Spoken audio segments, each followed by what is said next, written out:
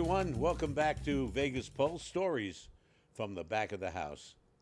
My first guest was Doug Jablin. Well, he's back. Doug is a journalist, a documentary maker, a filmmaker, and so much more. He's doing a documentary about Vegas entertainment from, what is it, Doug, 1964 to 2002, to 2002. Why 2002? Because that was the time period where Vegas shifted into what we like to consider the modern era. It's not the day the music died, right? No, not that's at just all. it went to the modern era. Well, I think it shifted even after 2002. Oh yeah, it continued. There was another shift in the 20 teens. But that was a big shift during that period of time that continued on. We're going to do something different this week. He's going to ask me questions, so I'm going to turn it over to Doug here in just a second about those days where everybody wants to hear the stories. Now, let me add a caveat to this. Some of the stories could be slightly exaggerated, so we'll just leave it at that. Doug, what do you got for me today? We have not rehearsed. No. You have not told me the questions. No. So I'm ready to go. What do you got? So you are living history, Ron. You are fascinating because you were there in the 70s, and most people are gone or they've forgotten it. But you've got a great memory, and you can tell the stories about that era where Vegas was still the Wild Wild West. No doubt. And nightclubs, were still run by the mob. Mm-hmm. There was prostitution. It was a crazy time. It was a crazy time, but it was wild and it was open and it was free. Not free financially, free like the First Amendment free, whatever. Even though prostitution was illegal, except out in Nye County and some Story County and some of the other counties, which is a big source of revenue. If you want to talk about Sherry's Ranch, Chuck Lee, who was the homicide detective from the Metro, when he retired, I guess they make a lot of money, he bought Sherry's Ranch. And there's stories about that as well out in Pahrump. Mm-hmm. But here in Las Vegas, it wasn't enforced. It was part of the allure of the town. They were everywhere, up and down the strip. One sheriff would come in, and he'd get a little stringent, and he would restrict, get off the strip, get off the sidewalk rather, and get in the building. Well, the 70s then the hotels didn't were want still him inside. Ralph Lamb. Ralph Lamb was open. So was his successor. I believe his name was John McIntyre. That's probably wrong, but it started with an M. I've forgotten. And he came in, and he was even more liberal than Lamb. Lamb would have done anything if you voted for him or you contributed to his ad campaign. He was always on your side. I think I told you last show, we got badges if we put $500. Maybe I didn't. No. We would get a badge, a police badge, official police badge, if we contributed $500 to Ralph Lamb's running for re-election. Wow. I'll never forget. I was at one of the bowling alleys, and I think it's long gone. And he was having a fundraiser. I went to it, put up my money, got my badge. And that badge got me into the Muhammad Ali Leon Spinks fight, the one he lost. Lost the championship. So you didn't have to pay for tickets? I didn't have to pay for anything. Once you had that badge, movie theaters, no tickets for any of the shows. It was all on the house. Everything was comped because I supported the sheriff. McIntyre came in with the same thing. We supported the sheriff. He did a marvelous job, except all the complaints was that all the ladies of the evening were crowding the streets, and people were being bothered, tourists who'd walk by and they'd be solicited. So that wasn't good, and that began to happen. So the next sheriff that came in, he cleaned it all up. In came the badges. They recalled the badges. All the girls were kicked off the street corners. The best one was Flamingo and Las Vegas Boulevard, right there in front of Dre's. Yeah. Which is now going to be the Cromwell, which is now going to be a Vanderpump Hotel. You're familiar with that. Sure. But most of the girls, when they got kicked off the street, you can still find them on Boulder Highway, but, you know, ugh, you know, we don't want to go there. Went to the strip clubs in it was in the 90s. I'm already into the 90s where I was involved with marketing the Olympic Garden Strip Club, which is now the Spearmint Rhinoceros, Spirit Rhino. Right on the strip. The strip starts here. Peppermint Hippo. That's it, Peppermint Hippo. That's where the Olympic Gardens was. Now, the story there is we got sued.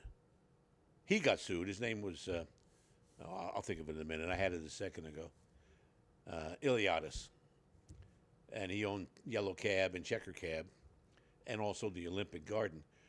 But we had to get the word Olympic out of there because the U.S. Olympic Committee sent a cease and desist. It was called the Olympic Gardens because it was a restaurant first. And then it became a strip club. Oh. But because it was a restaurant, it had a gaming license. No strip clubs have gaming licenses. They don't go together. But this was a restaurant first, so it was grandfathered in. Yeah, that's the workaround. Yeah, he used to tell me that he gets all his money back. Pete Iliadis, he gets all his money back. I said, how does that happen, Pete? He said, well, the girls, first of all, there was a $45 tip in. You know what that is? No. They paid to be on stage. They bought their stage time. Oh. $45 tip in. There was a percentage of what they made that went to the house. They got the rest, which was substantial. They make tips. But they would gamble it away after their shift. Or they would drink it away after their shift. Mm-hmm. And that is how he got his money back. They never left the building. We got to take a break right now. I hope you enjoyed that story. We'll be back on Vegas Pulse, Stories from the Back of the House with Doug Jablin and me, your host, Ron Garrett. Be right back.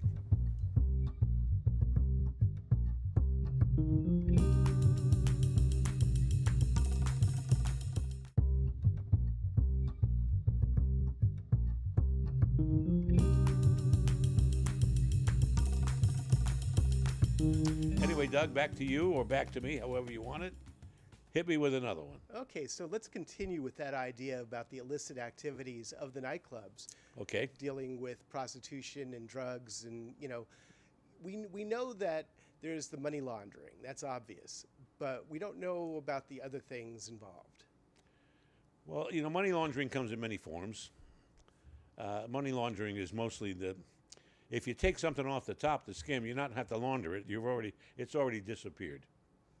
So how they money launder, I don't know the particulars of all that. But as far as the illicit businesses inside all these, they were always there. It's part of the Vegas charm, if you will. Now, some people don't think prostitution is charming. I think they do. And I met a lot of the ladies who did that, and they were strippers as well. And they're all nice people, by the way. I mean, they're all nice people. I got one thing I want to tell you, though. 100% of the strippers in a club, always a percentage that are different than the rest. Some of the ladies that would fly in from L.A., San Diego, San Francisco on Air West at the time, it was called the hooker flight that would leave on Friday afternoon and come back Monday morning. And most of them would check out of college and come to Vegas on the hooker flights, and they would then spread out throughout the different various strip clubs here in town. And then on Monday morning, they go home. Those girls were a little bit different because they had money. They were there they came to pay for their tuitions. Some of the ladies showed up in Corvettes. They drive here. They'd come in a Corvette. They'd come in a big black Cadillac. They'd show up with private cars, private planes, because they took the money they made and they didn't blow it on booze, drugs, and gambling, like most of the women that did that profession did. What else you got? So they kept it clean. Yeah, they took advantage of making that kind of income, and they made pretty good money, $2,000-3,000 a night sometimes. So unless they get a sucker, they would go into the nightclubs and with permission from nightclubs. They weren't actually under they had the permission. hire of No, they didn't work for the nightclubs. They no. just worked with the nightclubs. They would get free entry. Women are always invited without any door charge, cover charge, always, and were given free drinks. So most of the clubs in those days, including the ones we talked about, Bogies, Jubilation, the Brewery, the Oz, Billy Jack's, Dirty Sally's, same routine. They would pay for nothing. They wanted them in the hotel, in the bar. A quick story about that. Okay. When I was the marketing entertainment director of the Sahara, which was in the 2004 to 2008, I'm on this casino floor. I'm at the bar during the daytime with the the general manager and the president of the hotel. One of the security guards comes over and says to the president of the hotel, Mr. Hummel, his name was Al Hummel. He was a great guy, did a great job. Mr. Hummel, there are some hookers over here at the bar, the other bar. They're obviously soliciting. What do you think I should do? This security guy. Yeah. He turned and says, buy him a drink. That was the attitude. Buy him a drink. Show him a good time. Don't chase him away. Same thing with the drug dealers, that they want the coke sold at the clubs, so They really didn't want it sold inside the casinos, but there were... Or the nightclubs. The nightclubs. There was a time where I was at Circus. And again, I was the marketing director. And this is not in the 70s. This was in 1993. There was a pit boss that was dealing in the pit during his shift. We always talk about security, the cameras in the eye in the sky and all that. I got a call from security that said, Mr. Garrett, would you come on up? We want to have you take a look at this. And Mr. Bennett, who ran the hotel, he was called into it. He'd have to be there. We went to the security room, and we're watching this particular pit boss dealing drugs right there in the pit. You know, and it wasn't even hidden. You know, the hand change, you know. Yeah. It wasn't even hidden. And we're watching him for a half hour. So eventually, what do you do? What do you do? Well, you want to make the biggest stink, the biggest noise, the most obvious thing in the world is to bust him right there on the floor, in the pit, with everybody watching. Because you want that message to get to everybody else in the hotel. And that's exactly what happened. In swooped our security. In came Metro. Right there with no embarrassment to we weren't embarrassed. We wanted it to be visual. Yeah. Cuffed and walked out the door, put in the squad car, and gone in front of everybody. Obvious reason. So, but the reason was he was being obvious, and if he wasn't, he would have been okay. Well, how stupid can he be? Everybody knows we have cameras. And if we didn't have cameras, we'd have the live guys with binoculars, but that progressed. That was back in the day when I was at the Mint Hotel. So the way the mob worked, you know, we could look at Jubilation, which was the most famous of all the nightclubs, Paul Anka's Jubilation, where Lefty Rosenthal and Tony Spilotro hung out. They hung out. They had dinner there all the time. But was that true with the other nightclubs as well through time? They weren't at the other nightclubs because they had a piece of that one.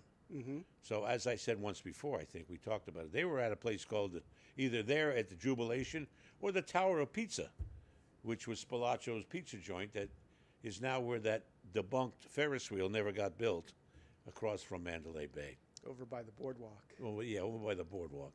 We got to take another break. This is a lot of fun. We're going to come back and ask me something embarrassing.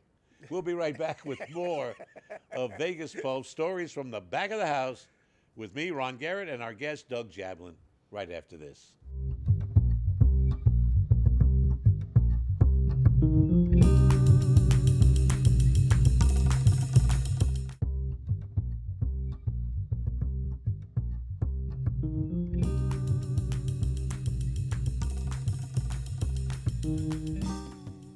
And we're back on Vegas Pulse, stories from the back of the house.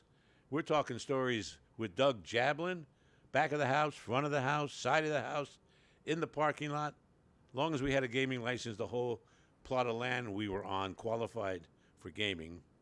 I say that because there was one time in Laughlin when I was the general manager of Gold River, which became River Palms, which today it's called the Lakeside Inn or something. It's a Dottie's now. But we had the biker weekend every week, every April. The bikers didn't want to stay in a hotel. So I put slot machines in the parking lot. Got me a lot of trouble. But you can't do that. Yes, you can. You have a gaming license. It's the whole property, not just the building. So I put slot machines in tents in the parking lot and places for those guys to park their bikes outside. And that gave me a lot of business, and the rest of the town got a little ticked off at me because they didn't think about it.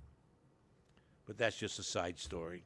So, in relation to the disco era, and you being a party boy, we haven't really gotten into that side of things, that you were driving really fancy cars and, you're partying all night long to collect your money at the end of the night. All night long. What was that like? It was very tiring. Also, you had to have a lot of resilience because I had a job. Now, we had an ad agency in those days in the 70s. Tom Letizia, my partner, and I. Tom would work 9 to 5, 9 a.m., 5 p.m., like most people. Somebody had to be there. But since we had 7 nightclubs that we were the ad guys for, my shift was 9 to 5, 9 p.m. to 5 a.m. But there were times that I had to do a radio show on the weekends at 6 a.m. So there was plenty of times where I didn't go to sleep. I didn't go home. I was out partying, yeah, I was, and collecting, but mostly it was client service. We're out there trying to keep the account, and we're trying to get paid. But that's a good excuse, by the way, to call it client service, because that's what we were doing, and we had a terrific time doing that. It was a lot of fun. But what was it like? Just that what was it like? Being embedded in that era, the way you were. Were you into the music? Did you like to dance? No, I didn't like to dance. I would do one dance and sit down because all the ladies wanted to dance, and I would go for one. But no, I didn't like to dance. The reason why I didn't like to dance, I'm wearing a 3-piece suit. I got stiff starched collars, a tie, and it's 105 degrees outside. I don't want to sweat. I don't want to ruin my suit. But I had a suit for every day, and because at one time one of my clients was a clothing store, so I would trade out for suits. And I had a new suit every night. And it was a lot of fun, but I didn't want to get sweaty, so I didn't want to dance. But most of the time, it was just socializing and trying to have a good time. And then sometimes you'd pick up the stragglers at 5 in the morning who didn't find a guy that night, and they're staggering out the front door, and I just happened to be there. And you want to watch me do a radio show? So the question I have related to the mob is, people are still scared of the mob to this day, that they don't want to say anything that could incriminate themselves or, anyone else. How prevalent is the mob today to be that scared? They shouldn't be scared. It's nothing like it was. Where is the mob today? Well, they made a lot of money. It was 50 years ago, so there's 2 generations since then. The second generation since then is running the businesses here in town. The grandchildren, the great-grandchildren of the mobsters who started some of these liquor distributing companies, the food distributing companies, the linen, the lettuce guy, the meat, all that back in those days was all mob controlled. Today, it's legit. It's 100% legit. However, it's been passed down. So the current generation are straight. It's legitimate. They're doing real business. But the roots are back in those days. And it's just one generation after the other. Italian mob guys always took care of their families. Always. And if one of the guys went to jail, the other mob guys would take care of that person's family. That's the way it worked in those days. Not bad. Are we good for another question? We're going to go to a break, and then we're going to come back with one more question, okay? Okay. You're watching Vegas Pulse stories from back of the house. It's my turn to tell all these stories. Now, remember, I said to you, there is some exaggeration in these stories. Make it funny. Make it nicer. Make it more interesting. We'll be right back with Doug Jablin.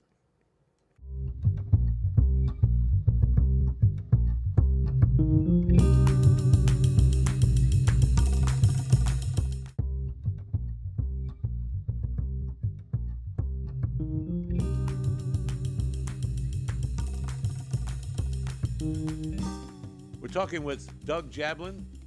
He's a writer, a filmmaker, a documentary producer, and he's here to talk to me to find out some of the dirt that took place back in the 70s, the 80s when I came to town, and the 90s, and the 2s, whatever you want, Doug.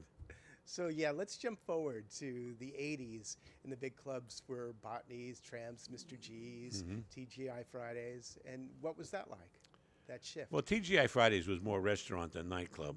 I've been to Botany's a couple of times. The radio station that I was associated with then, KLUC, and the general manager there, his name was Keith Gerst. He had a big client with Botany's.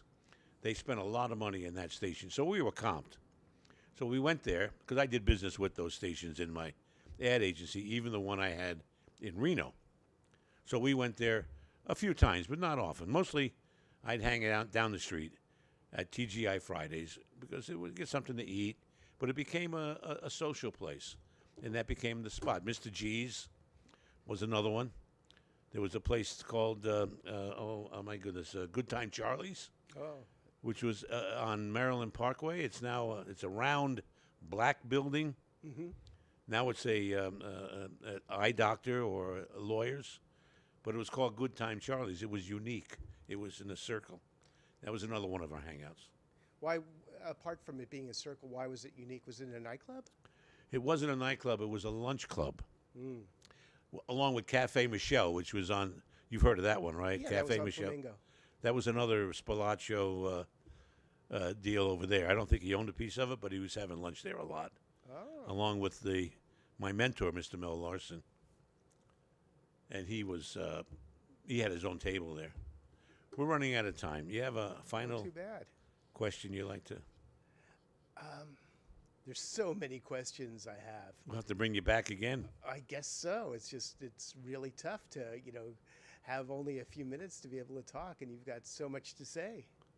Well, I got 54 years to say here. That's pretty much. But going back to Spilotro owning Cafe Michelle, how long? No, he didn't own a piece. He hung out there. He didn't own it. Okay. He So hung he out just there. had friends. We always stayed outside. The weather was nice here, of course, most of the time. And he had his own table, and so did all the executives and the cops and the judges. And all the crooks are there. They're all in the same place. Hotel executives, casino executives, the sheriff, the cops, the lawyers, the district attorney, Spilaccio, Rosenthal. We're all in the same room. Nobody cared. Nobody cared. Well, the fact that Lefty Vegas in Rosenthal the had 70s. a TV show. That's right. That was amazing. I was there in the audience on the first show that he did with Frankie Avalon, which they show on. I'm not sure it was Frankie Avalon. Yes, it was. It was. They show it on Casino. And they It bring wasn't in Paul Anka. No, it wasn't. Okay. No, it was Frankie Avalon. He actually did that. I think Paul Anka appeared on it too, Yeah. because it was Paul Anka's jubilation. Right. He was the lead. We got to wrap it up. I'm sure we're a little bit over. There is so much to talk about, so we're going to bring you back again Okay. in a couple of weeks. Is that all right? That's fine. Everybody, thank you so much for watching Vegas Pulse, stories from back of the house, and I've got a few. Next week, I'll have another great guest on, and in just a couple of weeks, we'll bring Doug back so he can dig into my past a little further and see how much trouble he can get me in. Thank you all for watching. I'm Ron Garrett, and we'll see you next time. Bye-bye.